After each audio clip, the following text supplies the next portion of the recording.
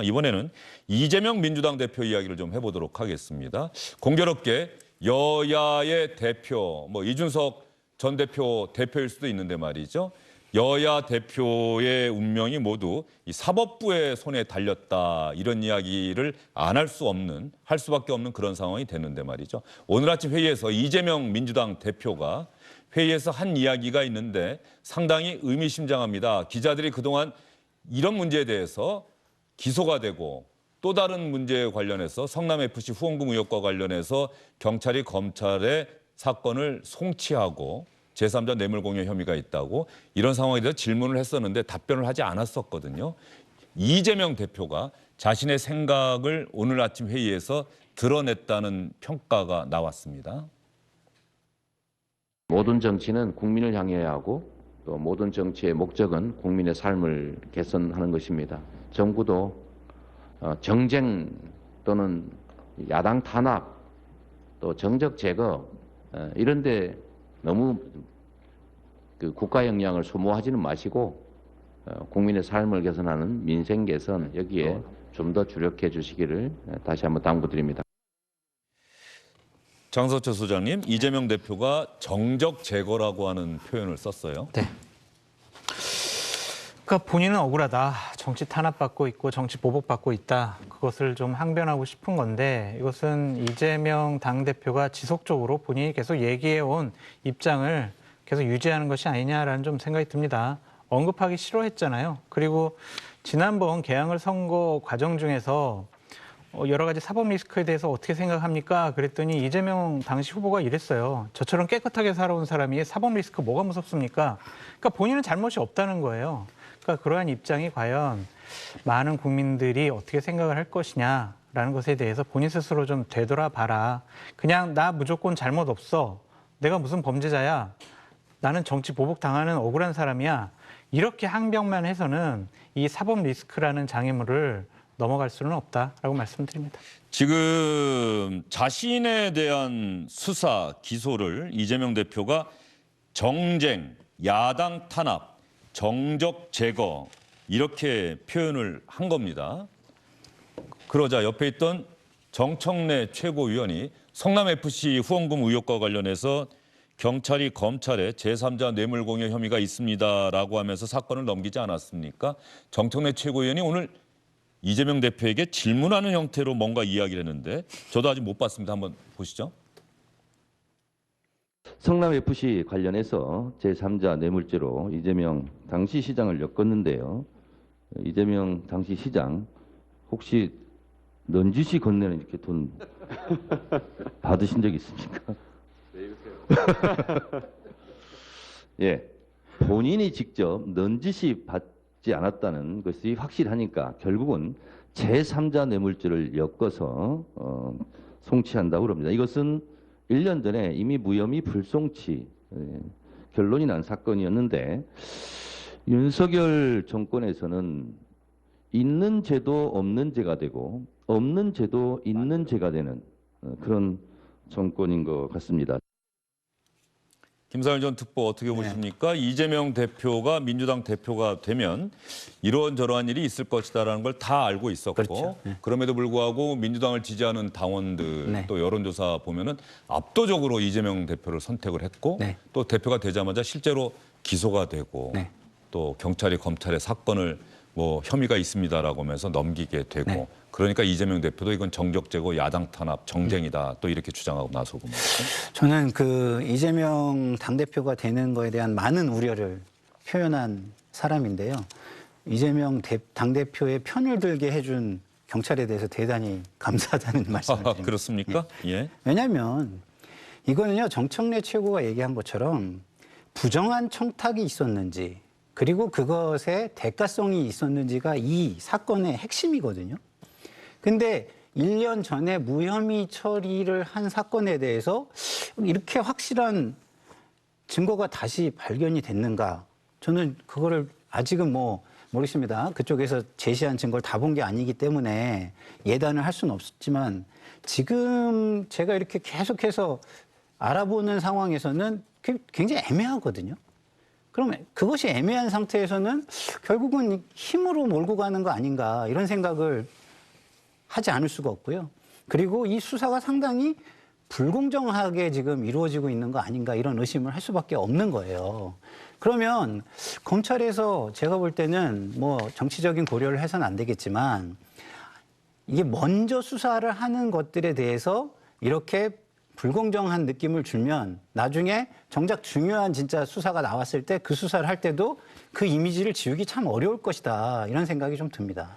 자, 그러면 성남FC 후원금 의혹 제3자 뇌물 공여라고 하는 어떤 면에서는 좀 선뜻 이해가 잘 안 되는 그러한 혐의를 경찰이 있는 것으로 보인다고 사건을 검찰에 넘겼는데요. 저희가 준비한 영상 보시고요. 김태현 변호사에게 관련된 질문을 좀 던지도록 하겠습니다. 성남FC 후원금 의혹과 관련해서 2018년 6월에 바른미래당이 처음으로 이 의혹을 제기했고요. 그다음에 이번에 검찰 송치까지 어떤 일이 있었는지 저희가 좀 영상을 보도록 하겠습니다.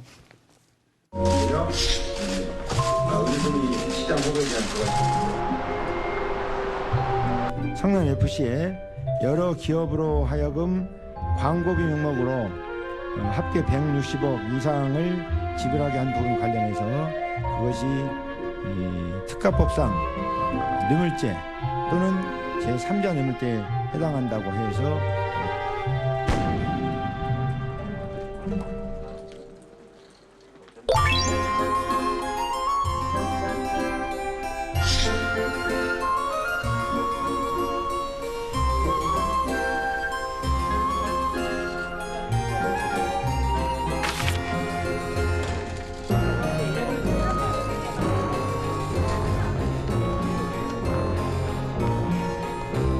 변한 것은 아무것도 없습니다. 그런데도 결론이 180도 뒤집혔습니다. 성남FC로 소재만 살짝 바꿔서 이재명 주기 3탄을 내놓았습니다. 지난 정권에서의 봐주기 수사로 불송치 결정된 것이 재수사를 통해 진실이 드러나고 있는 것입니다.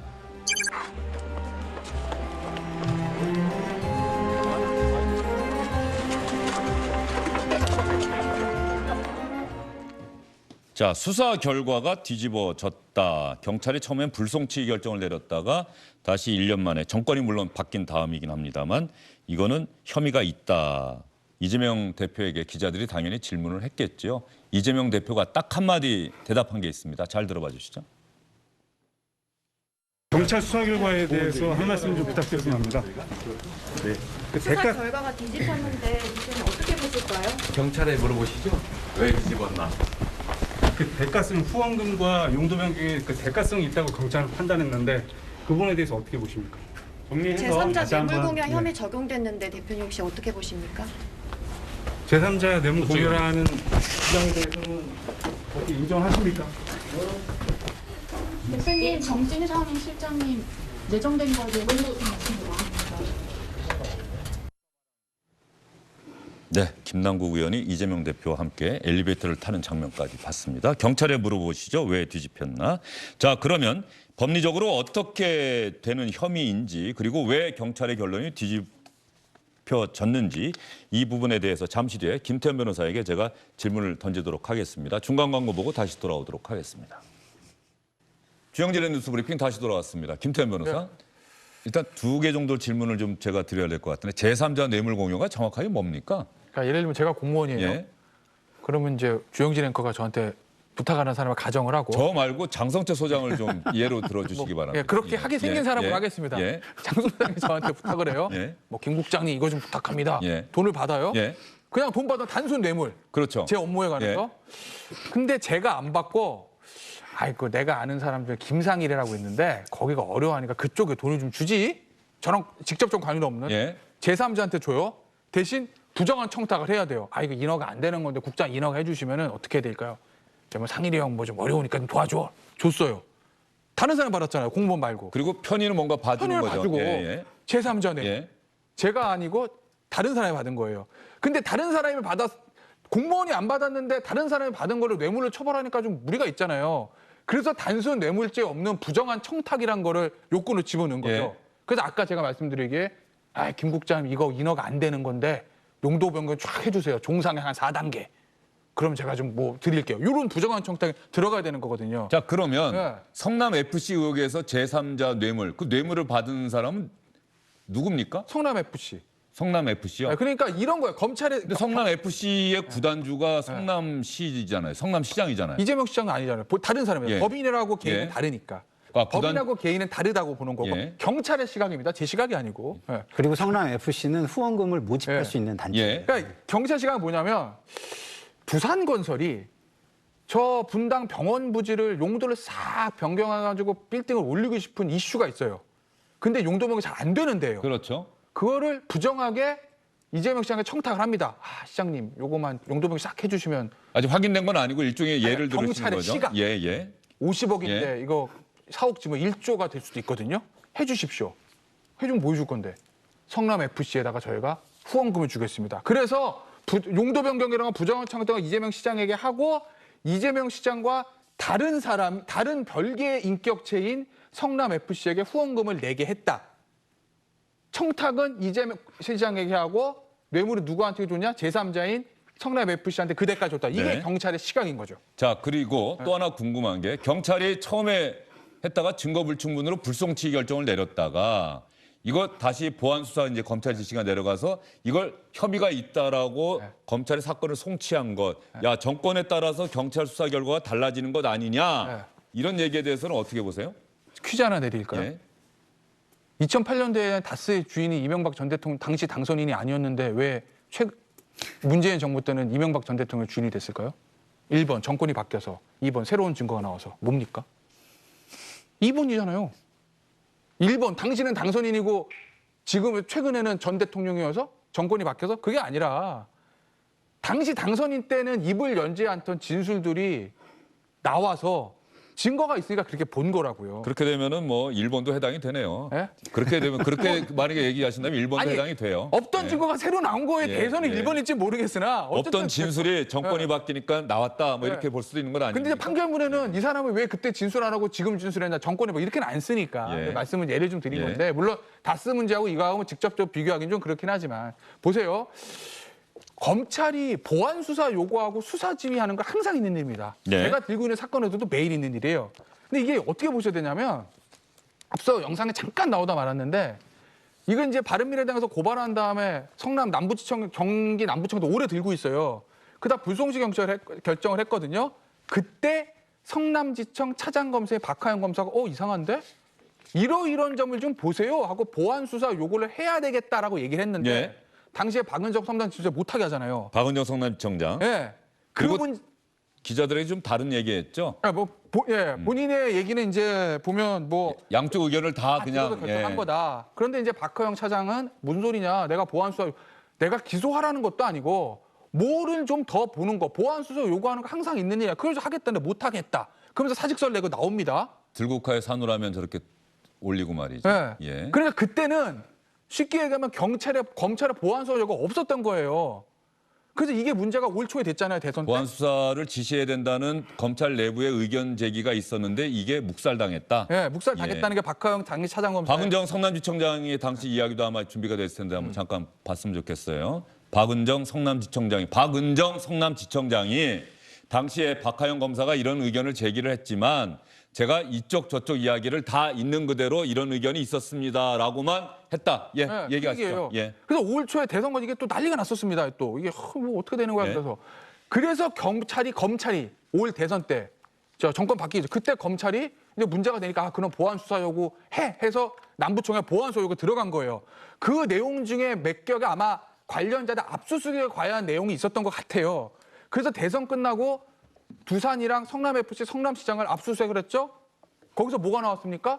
두산에서 성남시에 보낸 공문 용도 변경을 해주시면 저희가 성남FC에다가 후원금을 드리겠습니다. 이 공문이 나왔잖아요. 예. 짧게 이제 좀 정리를 해주시죠. 그런데 예. 새로운 예. 증거가 나왔으니 경찰이 다른 판단을 할 수 있다는 거죠. 근데 공문이 나왔어도 이거 입증하기가 굉장히 저는 어렵다고 봐요. 왜냐하면 부정한 방법으로 개입을 했느냐도 또 밝혀야 되거든요. 아주 정당한 절차에 의해 가지고 투명한 방법으로 절차를 밟아서 했다면 이거 문제가 되지 않습니다. 알겠습니다. 앞으로 검찰이 사건을 넘겨받은 만큼 또 검찰이 그 부분 수사하면서 어떻게 또 결론 내리게 될지도 지켜봐야 될 것 같습니다. 세 분 긴 시간 수고 많으셨습니다. 안녕하십니까, 주영진입니다. 더 많은 뉴스와 라이브 이벤트를 보고 싶으시다면 화면 오른쪽을 눌러서 구독해 주시기 바랍니다. 저희 SBS 앱을 다운로드 받으시면 뉴스 속보 알림도 받아보실 수 있습니다. 텔레비전으로도 SBS 뉴스, 유튜브로도 SBS 뉴스 잊지 마시기 바랍니다.